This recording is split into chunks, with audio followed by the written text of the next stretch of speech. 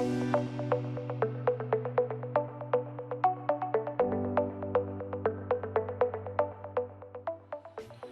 morning, Chattanooga. All right, we're going to go ahead and get started. Welcome to the Federal Focus presented by EPB and the Signal. If you could, really quick, give both EPB and the Signal a big hand.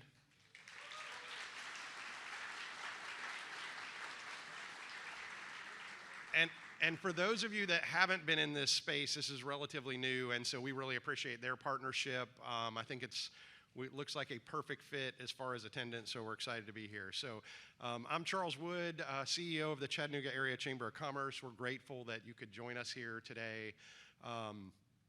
And we're really excited about getting to gain some valuable insights from our legislative leaders out of Washington. And so I think most of you know that politics are complicated lately, and so, but without a doubt, there is always an impact on our business community when it comes to what happens in DC. And so we're really appreciative to have a couple of great leaders here today. And so we also want to thank you and thank the county and the city delegations.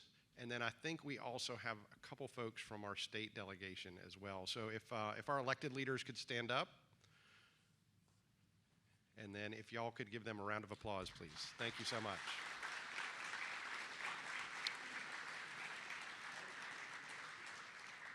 Again, this event is made possible by our presenting sponsors, EPB and the Signal. Also like to thank our platinum sponsors, Blue Cross Blue Shield of Tennessee, Sandler Training, and our gold sponsors, the Chattanooga Airport. And I'm going to pause here really quick. We have a new CEO for the Chattanooga Airport. April Cameron is here somewhere. And so excited to have her in that leadership role. I think for those of you that know, the airport is a huge economic driver for Chattanooga and the Chattanooga region. And so we're excited to have her in that role. Other gold sponsors, First Horizon Bank, Food City, Grandview, PNC Construction, Pinnacle Financial Partners, Santa Fe, Truist, Unum, and Volkswagen Chattanooga. Also, a quick thank you this morning to our food sponsors. I did not get to have any, but both Chick-fil-A and Morning Watch provided food this morning, so thank you again to them. If you could give a round of applause to all our sponsors this morning, thank you.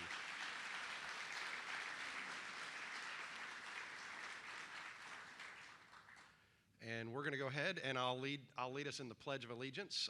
And so if you could stand, please.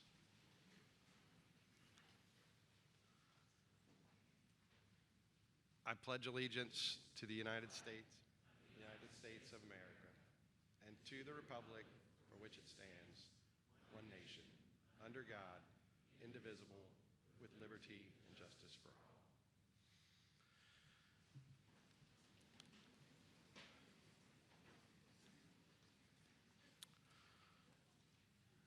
All right, we're going to go ahead and get started. So it is my pleasure this morning to introduce our opening moderator, Justin Grainert, who's our Vice President of Public Policy for the Chattanooga Area Chamber of Commerce. Justin, in his role, works with public policy on the state, local, and federal levels. And for those of you that don't know, he's very familiar on the federal side, and so spent time working for 2 U.S. congressmen and several congressional campaigns. So this is not new territory for him, so we're excited to have him. He's a great member of our team, and I will let him go ahead and kick us off. Sure. Well, thank you, Charles, for everyone being here today. We are excited to have Rob with us. I always say this, and Rob always tells me I need to set the bar a little higher, but Rob Engstrom is the guy guys like me want to be when we grow up. So I have gotten to know Rob throughout several years in chamber world, and Rob, when I thought, who should we bring in? I was like, we got to bring in Rob. For no other reason than I just wanted to hang out with him, so you guys get the benefit of that. So Rob is the founder and CEO of a strategic advocacy firm, Wolfe Street Partners, based in DC. He advises trade associations, corporations, and state and local chambers of commerce. He has held key positions with the American Bankers Association and the U.S. Chamber, serving lastly as their chief political strategist. He is highly regarded as a political and advocacy speaker and has built relationships across a lot of the sectors of the economy. We are grateful for you being here. Everybody, please welcome Rob Engstrom.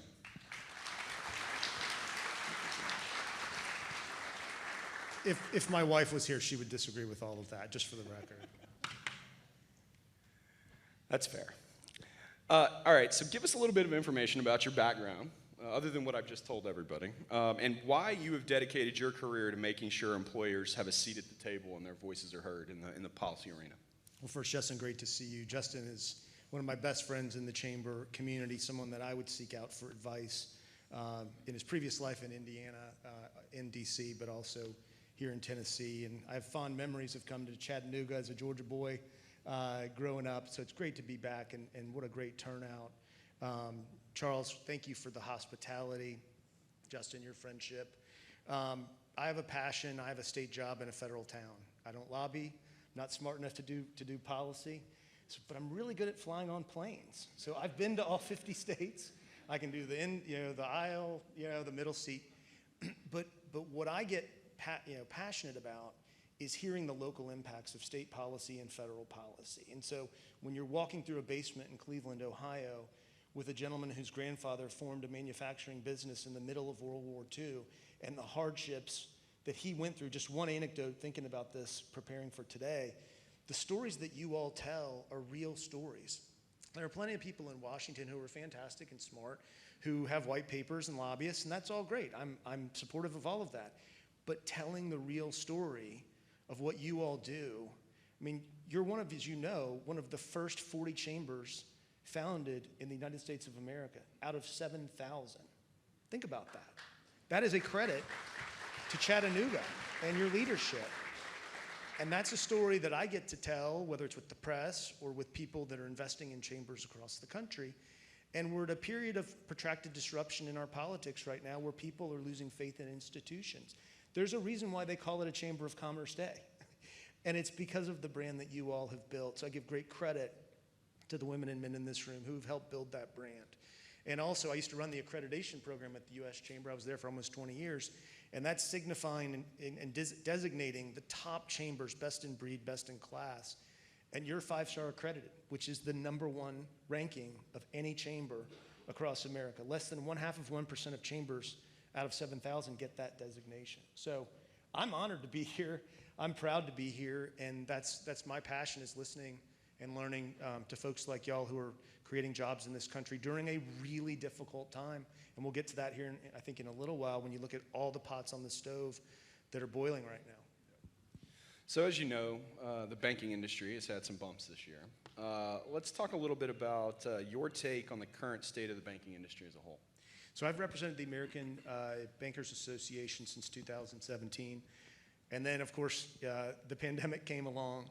And I will say, I know we've got a lot of bankers in this room. The patriotic role that the women and men of the banking sector, 2.1 million women and men who represent asset sizes across this country, across this state, played a patriotic role to instill confidence at a time where we had no playbook, right?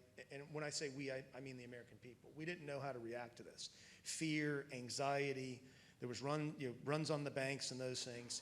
And the banks stepped up. There was no playbook. Before the PPP situation, I think the statistic is there were about $7 billion was the largest number of loans that were given through SBA. The bankers will correct me on that, but that's my recollection. But the patriotic role that you all played to give confidence to the economy to get past this, we still have a long way to go. But I think thinking back to the crash and the things that have transpired since that time, I have deep respect for the women and men in the banking sector and the role that you all have played. So back to your other former place of employment, the U.S. Chamber. They've run into some political headwinds, I think, with both Republicans and Democrats over the last several years.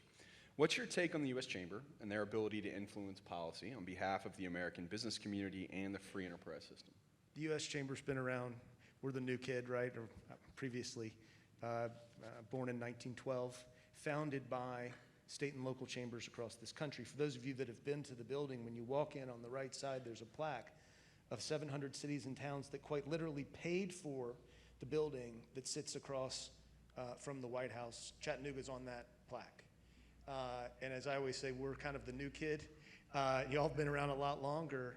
And I think that what we need is a strong U.S. chamber. We have some really talented professionals that are navigating a very difficult environment. One of our regional men, Brent Manning, is here. You want to wave your hand on where you are? There you are in the back. Great guy, represents the South. We need a strong U.S. chamber, but the way that we get that is having connectivity between the local chambers and the state chambers and the U.S. chamber. It does not mean that there's agreement on every issue. I mean, if you think about the politics these days in America, it used to be linear, where you'd have a conservative Republican here, and then Bernie Sanders 5 miles that way. And now it's either a circle or a horseshoe, where the party of populism is rising. And it finds its shape and form on issues like trade, education policy, immigration reform, the talent pipeline, and so forth, and we could go on. But I think the role that the U.S. Chamber can play in collaboration with the 1,600 state and local chambers that pay dues is a healthy thing. And so the presentation discussion we might have in Chattanooga might be really different than when I've been to San Francisco. They think I'm an alien sometimes when I walk out there, but we find ways to work together on things where there is agreement on technology, on immigration, talent acquisition, and infrastructure, and those things. So it's recognizing that the economic footprint in towns and cities and states across America is very, very different. And I think the U.S. Chamber does an admirable job to harmonize that very diverse issue set. I mean, they cover over 250 issues for the American business community. I don't agree with my family on every issue. It is a cat-herding exercise some days, but it's a healthy, durable relationship between the Chattanooga Chamber and the U.S. Chamber. And I would also, my friend Bradley Jackson at the State Chamber has been a dear friend for a long time. We've got some really great partnerships with all of those groups, and we're excited to continue to build on those on behalf of our membership here in Chattanooga. You've spent the bulk of your career making sure that the right candidate wins. And that was not a political stance. The correct candidate wins. How about that? What makes a good candidate running for office? Well, I think we have to claw that back a little bit, right? In terms of, I used to meet with 150 candidates a cycle, and every woman and man that would walk in my office would say, I'm pro-business and I'm gonna win. Well, guess what? Oftentimes the people that you want to run won't run because it's a sacrifice and it's a, oftentimes a pay cut and buying another home and those things, and the people that you absolutely don't want to run are the first in line. And so I think it's really, you see that now in Congress with some folks. And so I think what's important is authenticity, being genuine, and having a knowledge base and life experience. Having a story that you can tell that gives voters confidence at a time where we are, as an electorate, I'll say, having a family discussion in both political parties. I mean, we're down to 35 races on the House side alone that are competitive in November. The red districts are redder, the blue districts are more blue, and so we have less ability to really gain that governing confidence, if you will, that we used to have. And remember, Ronald Reagan and Tip O'Neill, Ted Kennedy as well, President Kennedy. I mean, these were people that came together. My old boss out of college, Newt Gingrich and President Clinton, they didn't go get a beer like Tip O'Neill and Ronald Reagan did it necessarily, but they got big things done, like NAFTA, which was of course amended and those things, but big things that get done in Washington with a 5-seat majority in the House and a 2-seat majority in the Senate that are durable and last are done on a bipartisan basis. The Republican Party's having a family discussion. We saw the news last night about the indictments for President Trump. No matter what your views on that are, it is a news story that will continue throughout the presidential nominating process. And on the Democratic side, there used to be, after President Obama was elected in 2008, there were 70 blue dog Democrats, including some right here in Tennessee, down to 10 now. 10. So it makes it hard to establish a governing middle when you don't have people that want to come to the middle. Compromise used to be synonymous with courage, and now it's a 4-letter word. How do we get back to that? I think, it's finding women, and this is my bias, just, having been around, chambers for so long, it's finding women that have that life story, that are willing to make that sacrifice. And that's something that's really, really hard. I got chastised one time at the U.S. Chamber. Good to see you, sir. at the U.S. Chamber that castigated, and you need to find more, candidates to run for office. Well, it's a meat grinder. It's very, very difficult. But the folks that do it, like the congressman, like the senator who you'll hear from here in a minute, represent the best of the American business community, who understand appropriations, who understand, certainty for America's job creators. But it's the biggest challenge in my job is finding people that are willing to make that sacrifice and making sure that the person that you're going to fund is worthy of that support, in my opinion. So I got to Washington in 2005, and I'm not 100% sure that I recognize the world that I got into back in 2005. You've been at it only a little bit longer than me. How has the political game changed since 2016, which was one of those sort of landmark, election cycles, and in the 20, 25 years you've been in Washington? What is that sort of, how has it changed, and what are the ramifications of that change? I think what you've seen with not to get in the weeds, but for a moment, I think it's important. With campaign finance reform, the power of the political parties in our nation was eroded significantly, not just financially. I mean, the last time that the Republican and Democratic Party had a net favorable rating among Americans was 2004. So I think you've seen an erosion. I'll give you one example. North Carolina had a couple of special elections a few years ago. In the off year, there were 16 Republicans in one primary and 10 in the other. So you have 26 Republicans running for just 2 seats. So what does that mean? It means the number, that folks need to get is a tiny fraction of what the electorate is. I think that's been a significant change. I think on the opportunity side, what it's provided is for organizations like state and local chambers in particular to get involved in the process. Now, that doesn't mean necessarily endorsing or spending money, but being a convener. And chambers do 2 things really well, in my experience. They convene and they advocate. And the third sub-bullet would be economic development, being a magnet for jobs, competing with cities around Tennessee and around the South and across the country. So I think that's on an opportunity side something, given the credential of the chamber brand, is something that is on the opportunity side. Kevin, I'm going to ask you a very loaded question here. Predictions for 2024.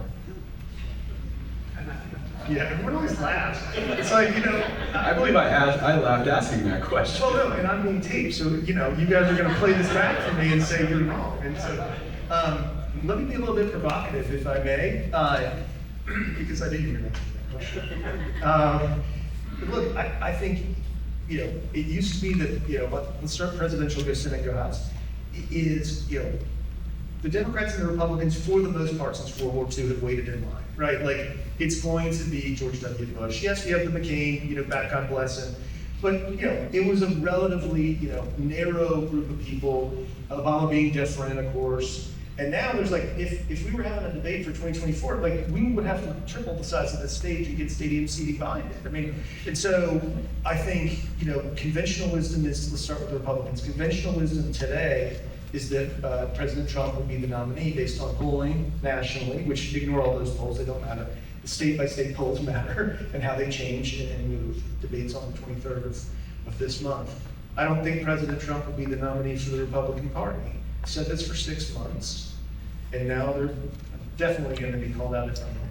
But I believe that. I think the weight of the indictments, I think the caustic nature of how he has approached this process, personal opinion, not representing any organization, I think the weight of that is going to be too much to bear when we're sitting here talking in February or in January of next year. When I'm in rooms like this, half the room nods and half the room shakes their head at me. But I'm saying it because it's, that's what I think. I'm not advising any presidential candidate, but I was asked to run 2 different presidential campaigns. I have a 1-year-old and a 4-year-old. I love my wife and my family, so that's not a good life decision. But I've kind of understood where some people are coming from. I think you'll see some surprises in that regard. Mr. Biden, I respect Mr. Biden. I respect the office of the president. If you haven't read the book, What It Takes, that was written in, you and I were talking about this last night.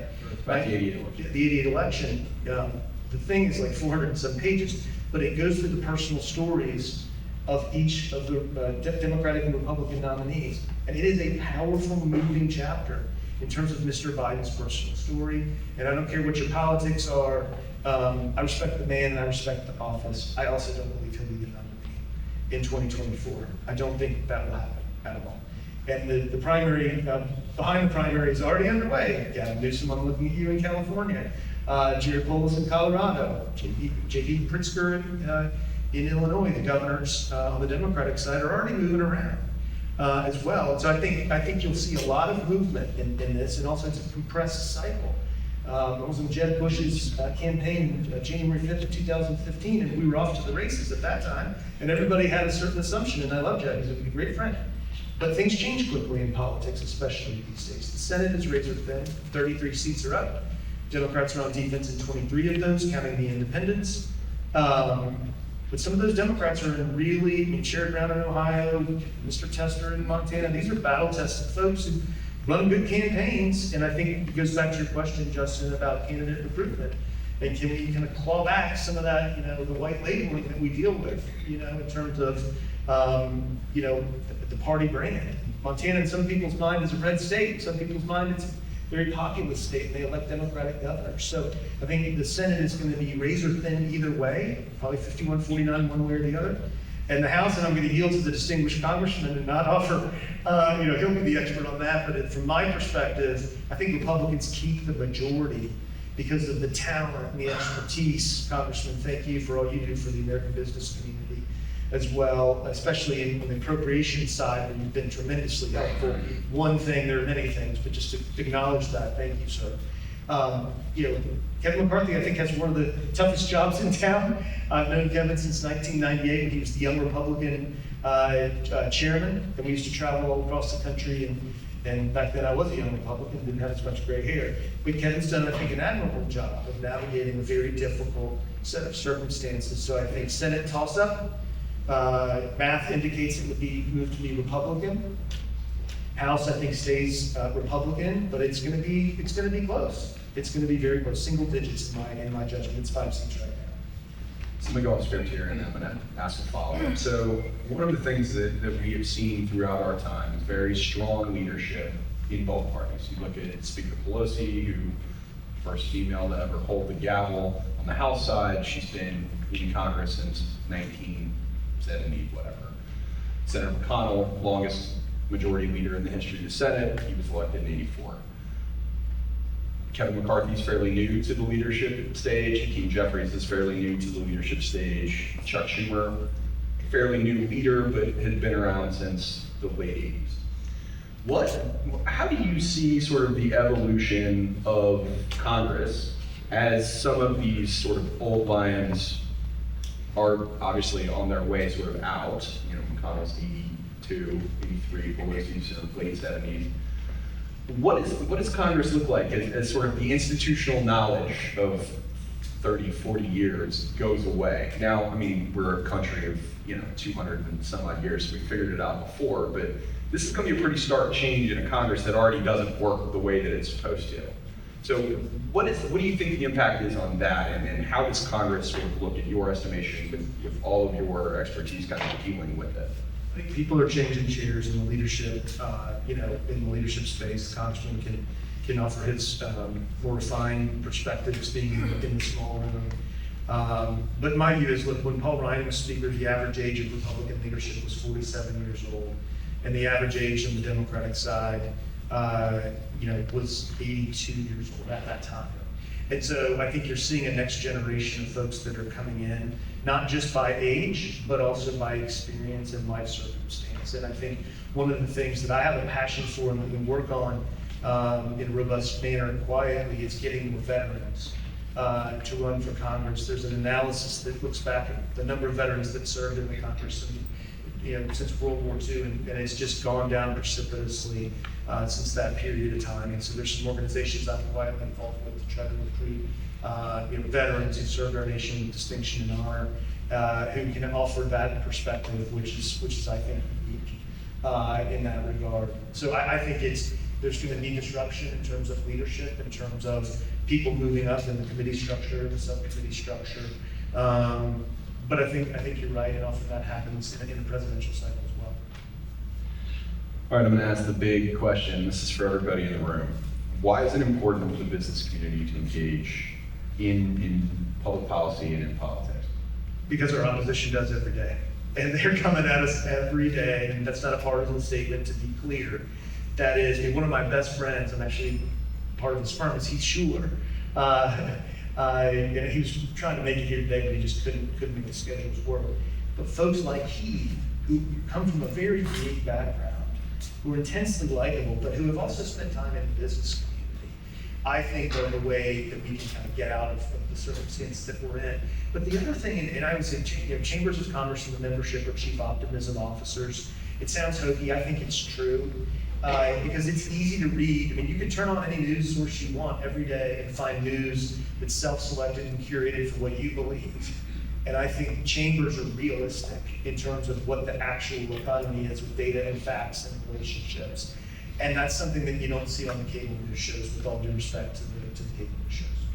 All right, last question. Congressman Fleischmann has gotten this question several times, so I don't think we're gonna ask you this one today. But if you want to know the answer to Congressman Fleischmann, you can watch the policy chat on YouTube that we did with him a couple months ago. And you mentioned What It Takes, so this is not on the table, but you should read it. It's very good. What is the best book you've read in the past year that you would recommend to the audience? There's a book called Magicians of Main Street. It's written by a guy named, and you know this book. It's a copy of it a mile? Yes, it's a healthy read. So if you're at the beach or you're on a plane, you know, you can take a few flights. But Chris Meade wrote this book. It's called The Magicians of Main Street. And what it is a history from 1768, when the first chamber was formed, to World War II, and he's working on the next iteration to present time. And what I would do is put that thing in my backpack when I fly and give speeches, and I have, you know, kind of lean this way now because the thing is heavy. But what it does is it tells the story of chambers across the nation. And it was interesting, I gave one example, I know we're kind of tight on time here. I flew to San Diego to speak to their board of the San Diego Chamber. And I looked up the San Diego Chamber, and I found some stories, 3 anecdotes that we don't have time to go through, but fascinating anecdotes about the role that the San Diego Chamber membership played when ports were opening up and railroads were coming through and these things. And the members were, you know, the guy from DC, and okay, you know, they're on their iPhones. I started telling the story. Everybody put their phone down, and one gentleman said, "I've never heard that story," and I started on board. So it is a moving, powerful book that I would recommend. I think it's interesting because it helps tell your story in a way that you should be very proud. All right, everybody, thank you for being here, man, and thank you for sharing this with our audience. I always learn something new. So again, I'm totally selfish having you up here. Everyone, thank Rob Engstrom for being with us.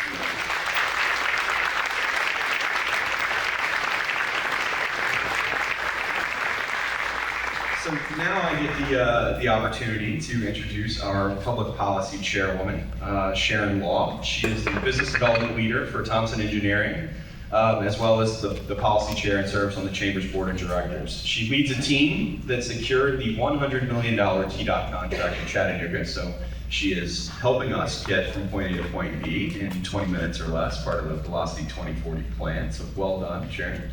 Beyond her professional accomplishments, Sharon actively contributes to various boards and committees, including the American Council of Engineering Companies, the Tennessee Chamber of Commerce, and the American Heart Association. Everyone, please welcome Sharon Law.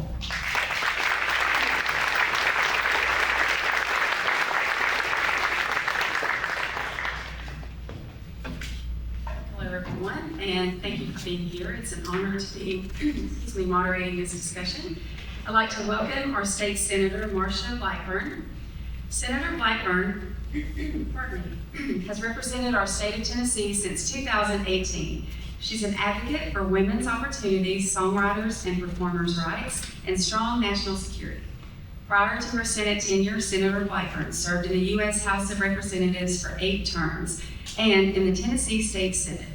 Her leadership is deeply influenced by her diverse experiences as a small businesswoman, author, mother, and grandmother. Please join me in welcoming Senator Marsha Blackburn.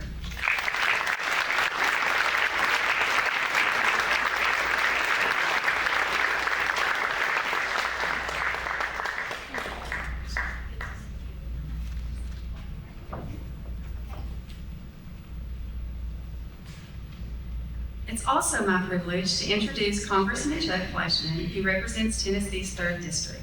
He serves on the Appropriations Committee and is a powerful resource for his 3rd District residents, representing them in issues including energy and water development, labor, health and human services, education, homeland security, and more. From Ottawa, Tennessee, please welcome Congressman Chuck Fleischmann.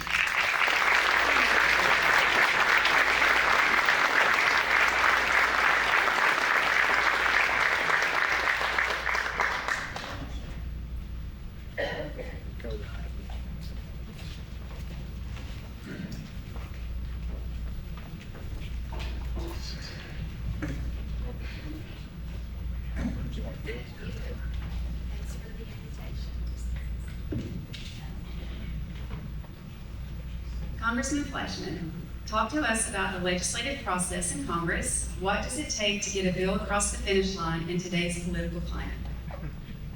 A few miracles.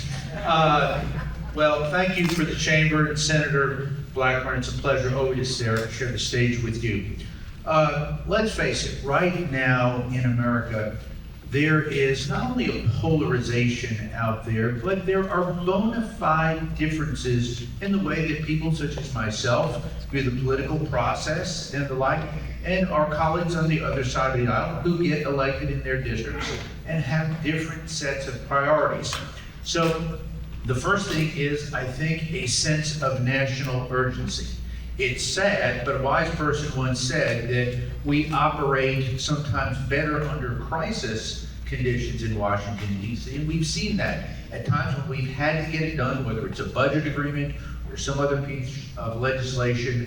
When times are difficult and the American people want us to act, we can get it done. And then I think, basically, if you can get a piece of legislation, and we do see this on occasion, that people on both sides of the aisle, for whatever reason, can get behind in the House and the Senate. Not everything is always overtly political. Sometimes there are regional differences and the like. But I would strongly say a sense of urgency, and right now we do have a sense of urgency, I think, in America, so I hope we get more done. But thank you for the question. Thank you. Senator Blackburn, what are some of the most important factors impacting today's economy, and how do these factors affect us politically?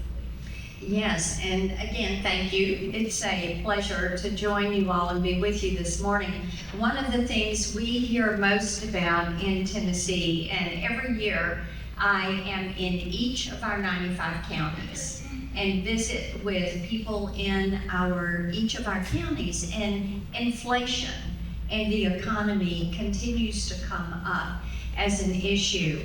And when you look at economic growth and economic impact, I say there's a formula that always works, and it is less regulation, less litigation is going to lead you to more innovation and job creation. And when you look at that with lower taxes, less regulation, less litigation, you get that economic growth. And of course in Tennessee, we've been fortunate to see a continued economic growth. We're a right-to-work state.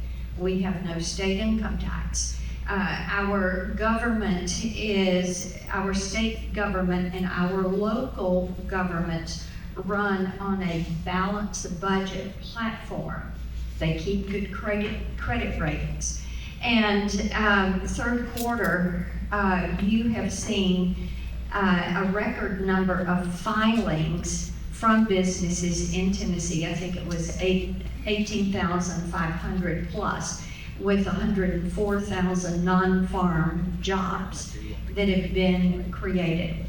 So locally and in the state, we do better than at the federal level, with the increase in taxes and the increase in government spending, the amount of annual deficit and what that does to the accrued debt, and that $31 trillion debt burden that is going to be there for future generations. And of course, the impact of having the credit rating lowered to a AA plus from a AAA is something that is going to have an impact.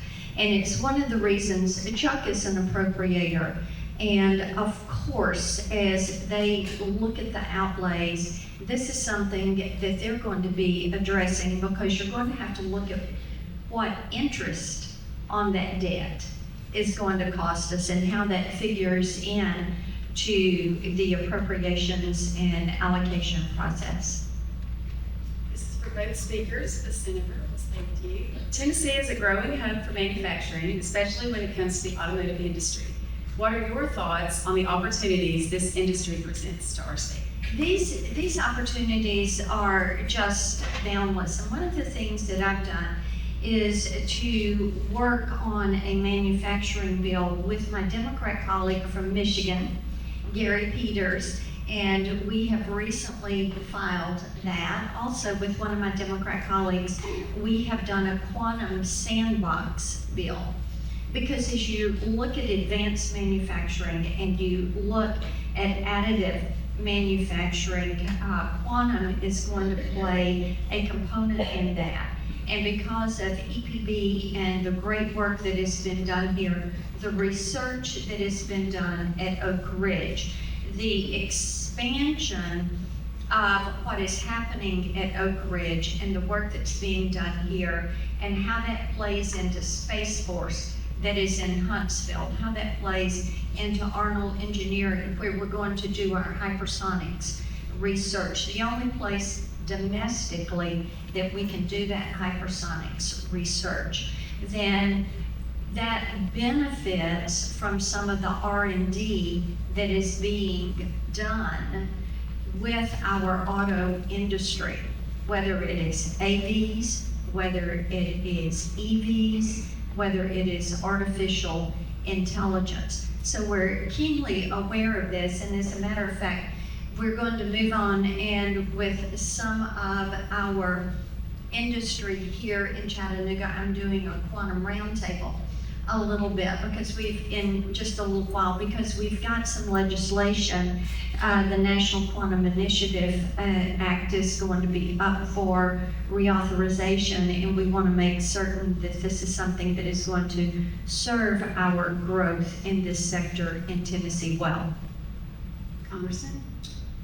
Before I left Washington, I had the privilege of sitting down with the CEO of Ford Motor Company, and we had a very good conversation. And it just amazed me, whether it's Ford or Volkswagen, just how the automobile industry as a whole views our great state.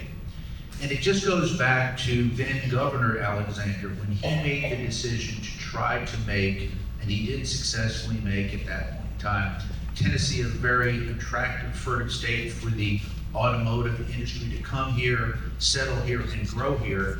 Those seeds have come into fruition in a big way. This, again, the Ford investment in West Tennessee is staggering and monumental. We have benefited, I think, here infinitely from Volkswagen's investment. So we've seen secondary and tertiary industries continue to grow here. But as the technology grows, and it will continue to grow in the automotive area, the great thing is Tennessee is at the cutting edge with its universities, with Oak Ridge National Laboratory, and I think a very favorable business climate to continue to attract big automotive. Yeah, and if I can add one thing to that, Chuck mentioned the meeting with the CEO of Ford.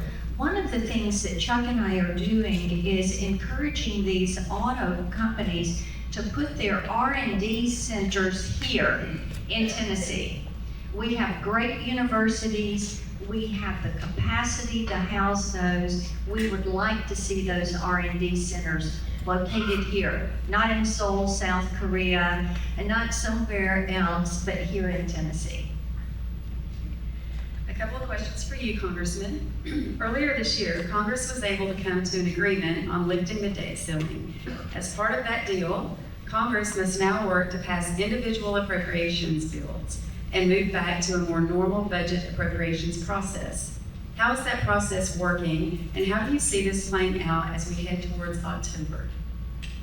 Well, thank you. That vote earlier this year was a very important vote. This was a vote not to keep the government open. This was a vote to actually decide whether or not the United States was going to default on its debt obligations, money that had already been spent.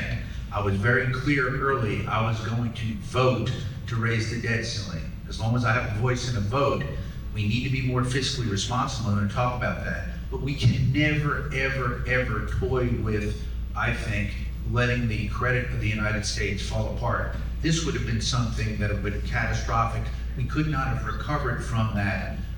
For example, if there's a government shutdown, that's never good, but usually we can recover from that in 2 or 3 weeks up to a year. But that vote was a very important vote, and I took that. Having said that, as a chairperson, as a cardinal, as we call a subcommittee chair in appropriations, I'm one of the 12 people responsible for the appropriations process. Let me be clear, it's a very difficult process. Under normal conditions, it's a difficult process because you've got to get an agreement from the House and the Senate and the White House. We have divided government right now. The Democrats control the Senate and the White House. My party, by a 4-vote margin, controls the House of Representatives. Within my conference, we have 3 factions. I'm in the center-right group, the Republican Study Committee. We have our friends in the Freedom Caucus to the right. We have our friends in the Tuesday group, slightly to the left. It's going to be an arduous process, but we've got to get it done, and I will tell you why. If we do not get something done by the end of the year, those 1% indiscriminate sequester cuts will come into effect. That would be devastating for something near and dear to my heart, defense. We just don't need to see indiscriminate cuts across the board.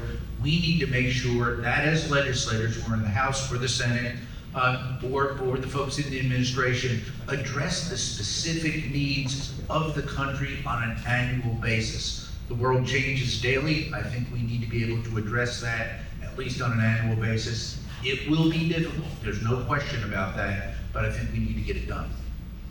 Okay, what's been the most valuable lesson you've learned while serving in Congress? This may take a second. Most valuable lesson is sometime to call a timeout. Despite the contentiousness, despite the adversarial nature of the process, sometimes to step back and say, what are we doing at this time in history? You alluded to the movie Oppenheimer earlier. We have a great history in our great constitutional republic, not a democracy, a constitutional republic, and I'm very, very proud of.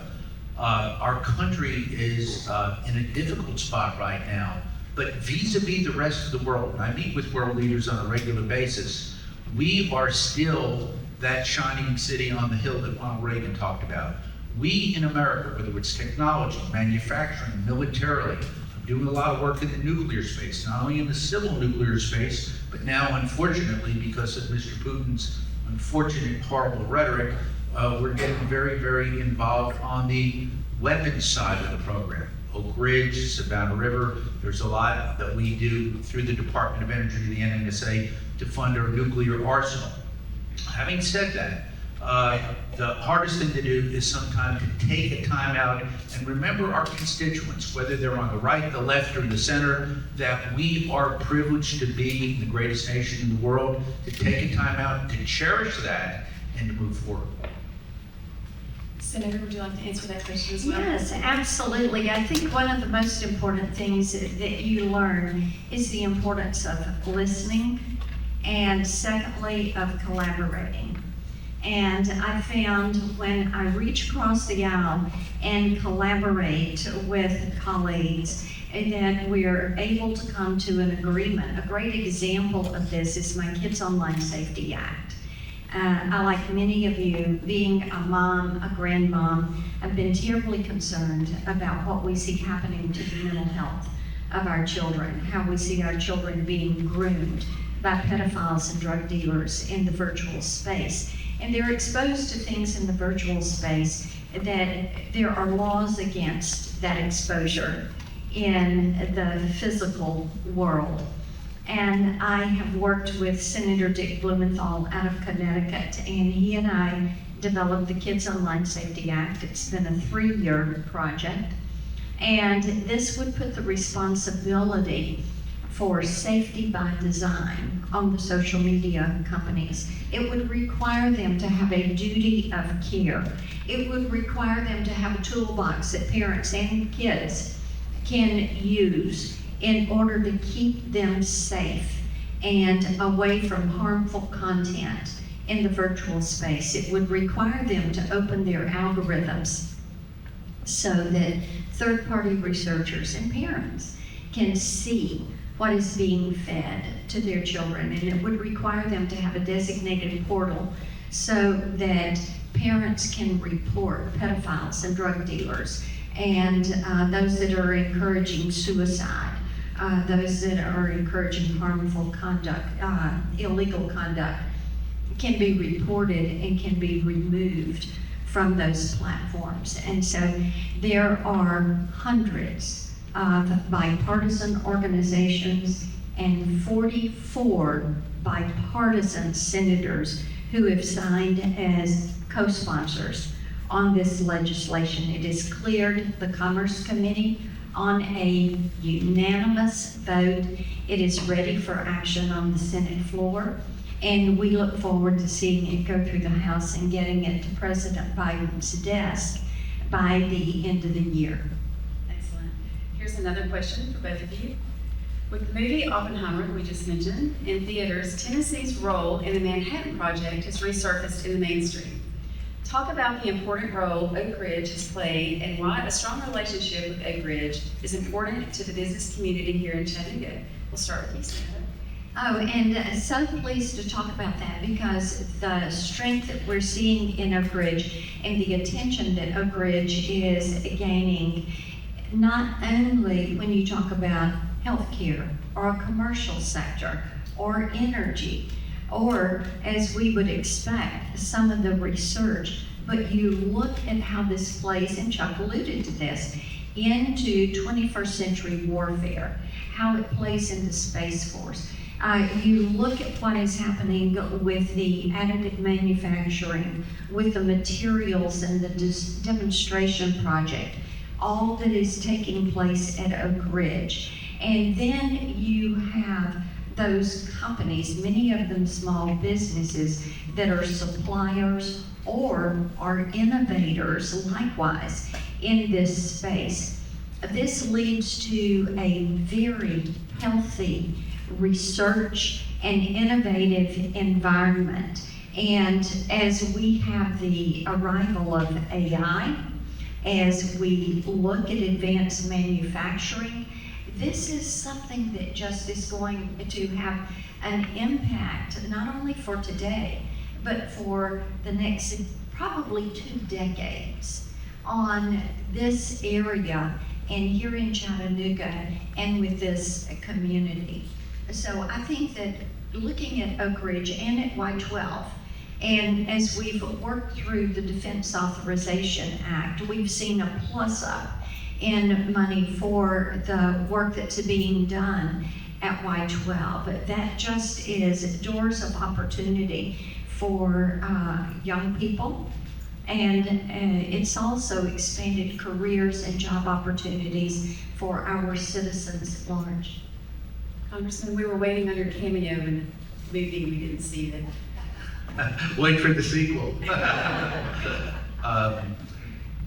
Oak Ridge is a very special place. I can't stress the importance of that DOE reservation. Historically, it was the birthplace of the Manhattan Project. With Los Alamos and Hanford, Washington, they worked to win World War II. But subsequent to that, what is it? It's $7.4 billion worth of federal investment at the Oak Ridge National Laboratory. There's 17 national labs. Of all the 24 functions a national lab performs, Oak Ridge does them all. It's about 8% science, 20% weapons. Senator Blackburn alluded to the Y-12 plant. That's the NNSA facility. That is the bomb plant that does our secondaries on nuclear weapons. Primaries are done in Pantex in Texas. But more importantly, we got together years ago, and Senator Blackburn's been a great partner with this, to build the uranium processing facility. Nuclear weapons deteriorate, nuclear technology changes. The uranium processing facility is going to be built, the single largest construction project that the government has engaged in this time in Tennessee. So that is our future, should be completed in about 5 to 6 years. Also, a large legacy cleanup mission. When we used to manufacture nuclear weapons, whether it was at Los Alamos, Oak Ridge, Savannah River, I visited these sites, Idaho, we used to be less careful. We owe these communities, and Oak Ridge is one of them, that we have actually hundreds of millions of dollars worth of work to get done to clean up legacy sites. We owe that to our countrymen, whether that's in Oak Ridge, Savannah River, or Hanford, Washington. Bottom line, if you'll excuse the analogy, Oak Ridge is the Rome of DOE world. Everywhere I go around the world, in the country, they talk about Oak Ridge. What was critically important about Chattanooga, the Chattanooga area of commerce? Secretary Moniz on the Obama administration came to me. He said, the president has an idea. And that idea is to get a national lab off of its good but parochial boundaries and pick a city to go in. He came to me because he trusted me. He's a Democrat, I'm a Republican. Now, when he came to me, I said, let's do it, Mr. Secretary, but please make that city Chattanooga, Tennessee. And since that time, we've seen EPB, many other businesses avail themselves of the benefits of ORNL, all of that technology, and that partnership. When people talk about what my legacy will be someday when they close the book on me in Congress, hopefully not for a while, but will be that strong Chattanooga-Oak Ridge partnership. It's growing, it's better, and it puts all of the political problems aside, and we move ourselves forward. So, well, and Chuck, let me add to that. Chuck's leadership in doing a national lab caucus in the House has been fantastic. And I worked with Senator Lujan, Senator Durbin, and Senator Risch, and we have started a national lab caucus in the Senate. And we had our first event in July. The House has an event in November. But this is a great way to educate our staff members and our team members as to the importance of all the national labs, but for us in Tennessee, specifically to educate about Oak Ridge and the opportunities that are there for this research that is really geared as 21st century research in so many different sectors. You were talking about the partnership with Oak Ridge and Chattanooga, so we're going to bring it back home. This is a question for both of you. What do you want Hamilton County to look like in the next 5 years? Hamilton County is a special place. It's home to me. I came here in 1986 to a very different city in a very different county. It's a beautiful place then. I came there from Knoxville. Part of that, New York, Philadelphia, and Chicago. Very different venues. And it has grown in a way, we are the envy in Hamilton County of the rest of the country. People come up to me and say, how do you do it? Tell us about the Chattanooga miracle. So I want to see continued growth. I want to see continued work. Today we had people that Senator Blackburn and I met with in the quantum computing space. I've done an awful lot in the supercomputing space. Oak Ridge is the leader internationally. We've just surpassed the Chinese with the Frontier computer. But quantum computing, think about it. Chattanooga, Tennessee is going to be the only city in America that has the ability to have a quantum computer network. We're going to be number one. The only other city in the world is Berlin, Germany, that has that capability. So the bottom line, pick the area. Let us, as Hamilton Countyans, step up, partner where we can partner, okay? Work together when we can work together, and avoid the naysayers. There's always going to be skeptics and critics. I know there are some in the room from the Fourth Estate, but be that as it may, as I told my staff, let's keep things positive. Let's continue to work together. And I think the future of Hamilton County and our great state, which Senator Blackburn does such a great job in 95 counties, only have 10 to worry about, but I love our great state. I think the future is going to be incredibly bright. Just keep that great dynamism going forward that we've enjoyed in the past. I agree with that, and I see Chattanooga as truly being a tech hub.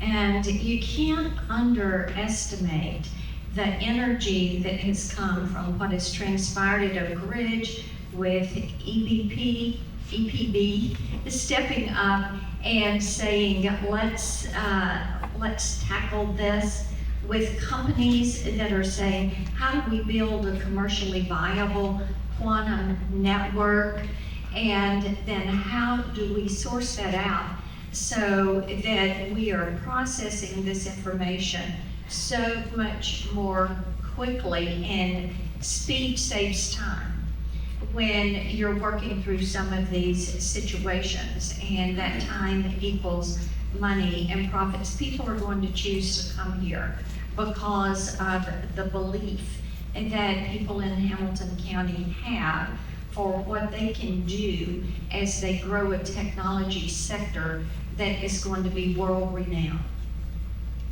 Okay, this is our last question, again for both of you. What is one piece of advice you would give the business community in attendance at this event today? You know, I would say talk to us. We have great ideas that come from talking and working with people in the community. I developed this quantum sandbox concept legislation that we have just recently filed, and that came from working with people right here in the community.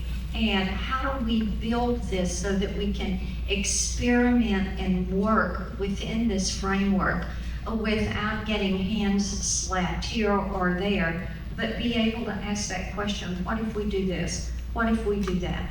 How can we move something to being commercially viable? So I would say continue to talk to us, stay in touch with us. I do a weekly newsletter talking about what's going on in DC, how that relates to the state. So we would like to get your input. The best ideas we get for legislation come from the meetings we do with the people in Tennessee. Congressman?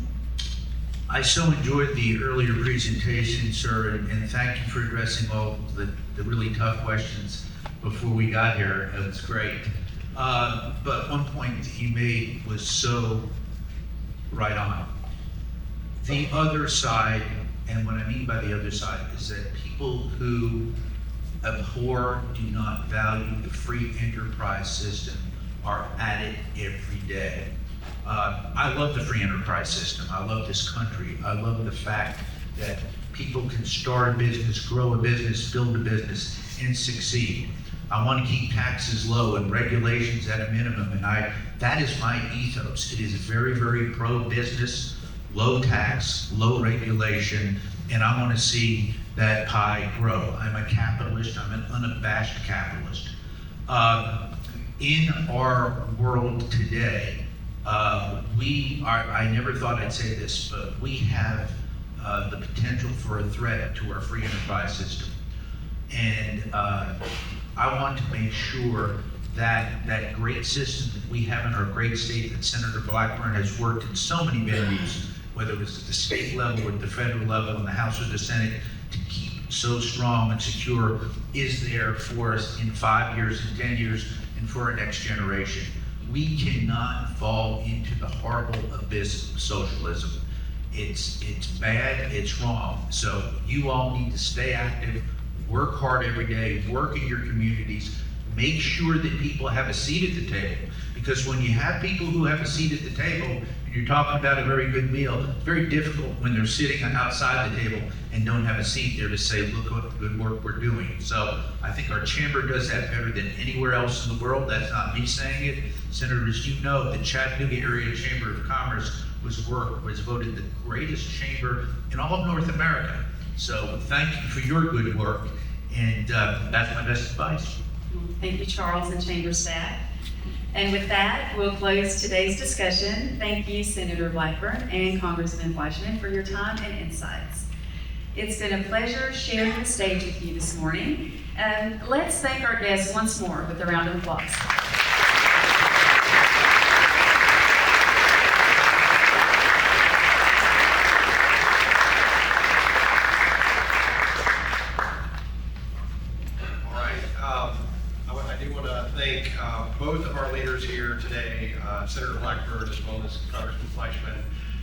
The Chattanooga Chamber exists to build a thriving Chattanooga, and as you can tell, we've got a lot ahead of us right now. What EPB has done with building out an existing quantum network today. It's the first commercially viable network, certainly in the country. It's critical, and the leadership that both the senator and the congressman are playing right now involved in that project is critical for us. I think it's critical for what the future holds for Chattanooga. And so we thank them greatly for the work they're doing right now. And so with that, a couple other thanks I need to give. One is our friends at SoundCorps who have made sure that we sounded and looked great up here. So thank you to SoundCorps.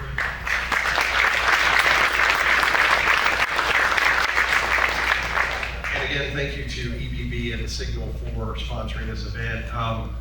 As we kind of go forward, our next signature event will be our annual meeting on September 20th. Look forward to that. And again, thank you for being here. Thank you for being a part of this event, and look forward to seeing you soon.